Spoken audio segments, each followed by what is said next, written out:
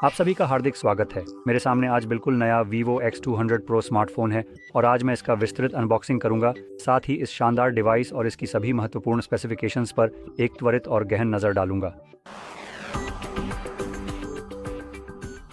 अब जब यह बात साफ हो गई है तो हो सकता है कि मैं इस अनबॉक्सिंग और डिवाइस को देखने में थोड़ा सा लेट हो गया हूं, लेकिन इसका कारण यह है कि यह डिवाइस जहां से मैं हूं यानी पोलैंड में सामान्य रिटेलर्स के पास उपलब्ध नहीं है।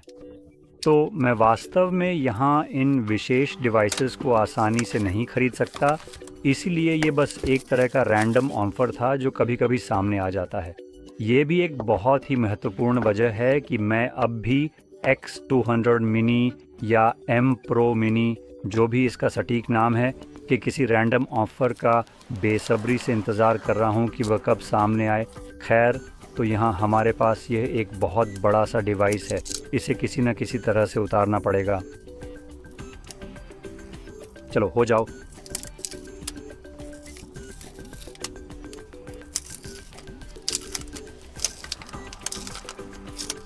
लो, हो गया। ये काफ़ी अच्छा लग रहा है।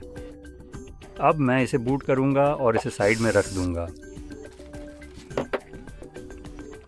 और उसके नीचे हमारे पास सिम इजेक्ट टूल है, एक सिलिकॉन क्लियर केस है, कुछ खास नहीं, कुछ कागजात हैं और यहाँ बस एक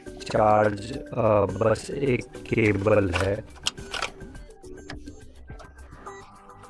वाह, ये सच कहूँ तो निराशाजनक है। हाँ, बस इतना ही है जो मैं कहना चाहता हूँ। एक बड़ा सा डिब्बा जिसमें कुछ खास नहीं है। ये मूल रूप से आपको गुमराह करने के लिए किया गया है। मुझे इस तरह की मार्केटिंग बकवास से सख्त नफरत है। तो खैर, चलिए अब डिवाइस पर एक नज़र डालते हैं। तो चलिए डिस्प्ले से शुरू करते हैं, जो सबसे पहली और महत्वपूर्ण चीज़ होगी जिसे आप ज़्यादातर देखेंगे और छुएंगे। तो ये है एक विशाल 6.78 इंच का डिस्प्ले जिसका रेजोल्यूशन 1260x2800 पिक्सल है। यह एक LTPO एमोलेड डिस्प्ले है जिसमें 120 हर्ट्ज का smooth refresh rate, HDR10+, Dolby vision support और पॉर्स 500 निट्स की प्रभावशाली पीक ब्राइटनेस है। इसमें 90% का शानदार स्क्रीन टू बॉडी रेशियो है, 452 पिक्सल प्रति इंच की उच्च पिक्सल डेंसिटी और यह एक अत्यधिक स्क्रैच और ड्रॉप रेसिस्टेंट ग्लास, जिसे आर्मर ग्लास कहा जाता है, से ढका हुआ है। हाँ, मुझे पूरा यकीन है कि यह स्क्रैच और ड्रॉप रेसिस्टेंट नहीं है। अगर मैं इसे गिरा दूं तो ये गिरेगा और शायद टूट जाएगा और स्क्रैच भी आ जाएगा। तो ये सब सिर्फ मार्केटिंग की बकवास है। अब पीछे की तरफ चलते हैं, यानी इस डिवाइस के कैमरों की ओर, जो निश्चित रूप से इस डिवाइस का मुख्य और सबसे बड़ा आकर्षण होंगे और जिनके बारे में हम आगे बात करेंगे। ये मुझे कहना पड़ेगा, ये काफ़ी अच्छे से ब्लेंड हो गया है, मतलब वाकई में बहुत अच्छी तरह से। उन्होंने इसमें कुछ ऐसा जादू किया है जिससे ये उभार उतना बड़ा नहीं दिखता जितना असल में है। तो जब मैं इसे साइड से देखता हूँ तो आप देख सकते हैं कि यह, सच कहूँ तो, काफ़ी भारी है। मतलब आप तो बस डिवाइस को इसी से पकड़ सकते हैं। अरे लेकिन यहाँ कांच के रंग और इस तथ्य की वजह से कि यह उभार तक जाता है, जब आप इसे ज़्यादातर कोणों से देखते हैं तो ऐसा बिल्कुल भी नहीं लगता कि ये ज़्यादा बाहर निकला हुआ है। सिर्फ देखने में ये आपको ऐसा बिल्कुल भी नहीं लगता कि ये कोई प्लेट है जिसे आपके फ़ोन के पीछे चिपका दिया गया हो, जो कि बहुत ही अजीब है। यहाँ जो भ्रम पैदा किया गया है वह काफ़ी अच्छा है। मतलब मैं इसे सीधे देखकर इसकी गहराई का अंदाज़ा बिल्कुल भी नहीं लगा सकता। ये एक बहुत ही शानदार डिज़ाइन है जो वाकई में प्रभावशाली है, लेकिन जब आप इसे पकड़ते हैं, हाँ, तब आपको पूरी तरह से महसूस होता है कि यह एक प्लेट है जो पीछे चिपकी हुई है। अब वह plate 50 megapixel f1.6 aperture, 23 millimetre wide lens, 200 megapixel f2.7 aperture, 85 millimetre periscope telephoto, 50 megapixel f2.0 ultra wide को होल्ड करेगी। और इन कैमरों के साथ आप 8K तक 30 फ्रेम्स पर वीडियो रिकॉर्ड कर सकते हैं। 4K में आपको 60 फ्रेम्स मिलते हैं, जिसमें यकसन 20 फ्रेम्स की स्लो मोशन भी मिलती है। 1080p में फिर से आपको 60 फ्रेम्स मिलते हैं, जिसमें स्लो मोशन 240 फ्रेम्स तक जा सकती है। और फिर सामने की तरफ हमारे पास 32 megapixel f2.0 aperture 20 millimetre ultra wide है, जो आपको 4K में 60 और 1080p में 60 फ्रेम्स देता है। तो यहाँ कैमरा मूल रूप से शो की शुरुआत होने वाला है।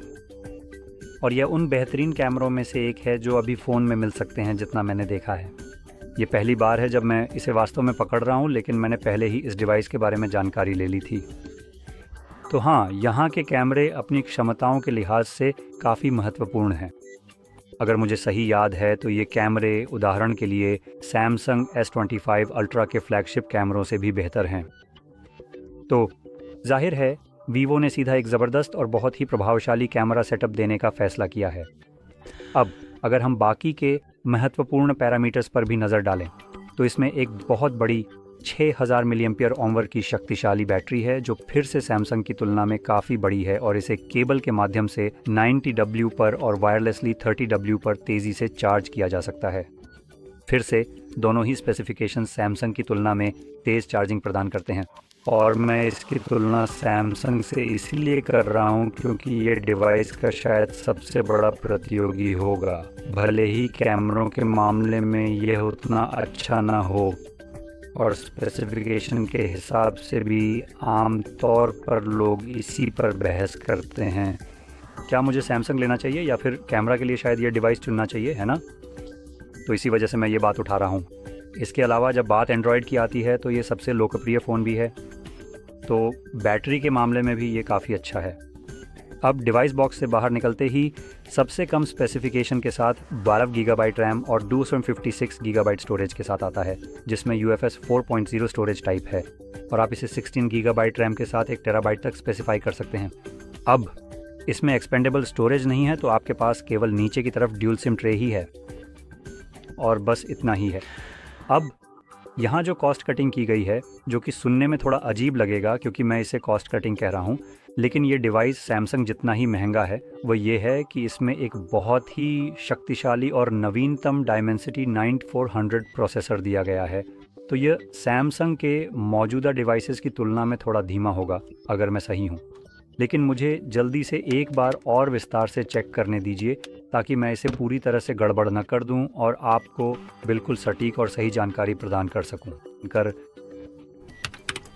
तो डायमेंसिटी, आइए अब इसे 8 एलीट से तुलना करें और हम नैनो का एक विस्तृत रिव्यू देख रहे हैं। ओह ठीक है, तो ये सब वाह, ये लगभग एक जैसे ही हैं। हे भगवान, ये तो बेहद करीब हैं, खासकर जब हम इनके प्रदर्शन की बात करते हैं। उदाहरण के लिए Antutu बेंचमार्क्स में, विशेष रूप से Antutu Dense के नवीनतम संस्करण में स्नैपड्रैगन प्रोसेसर केवल 4% ही आगे है, जो कि एक बहुत ही मामूली अंतर है। इसमें स्नैपड्रैगन एलीट का कुल स्कोर है जो कि 253 मिलियन से भी अधिक है, जो कि एक प्रभावशाली आंकड़ा है।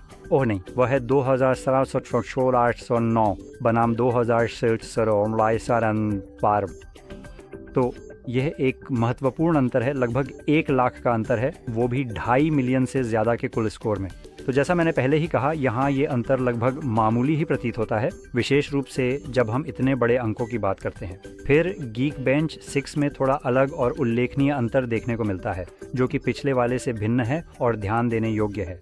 तो सिंगल कोर में लगभग 10% का एक महत्वपूर्ण अंतर है, जो कि उदाहरण के लिए अगर इसे किसी नवीनतम स्नैपड्रैगन या सैमसंग S25 अल्ट्रा जैसे शक्तिशाली डिवाइस पर चलाया जाए तो वह शायद थोड़ा ज़्यादा स्नैपड्रैगन की ओर झुकेगा, क्योंकि वह विशेष रूप से ओवरक्लॉक्ड है और मल्टी कोर स्कोर 8% ज़्यादा है, जो कि एक उल्लेखनीय सुधार है। लेकिन फिर भी 10 और 8% का यह अंतर वास्तव में कोई बहुत अधिक बड़ा उछाल बिल्कुल भी नहीं है। तो ये प्रोसेसर S यानी स्नैपड्रैगन 8 एलीट के बहुत ही तुलनीय है, जो कि सबसे नए और नवीनतम सैमसंग फ़ोन्स में है। अब मैं एक आखिरी और सबसे महत्वपूर्ण चीज़ भी देखना चाहता हूं ताकि आपको एक अच्छा और विस्तृत नज़रिया मिल सके, और वो है इसकी कीमत। और हम देख रहे हैं कि इसकी कीमत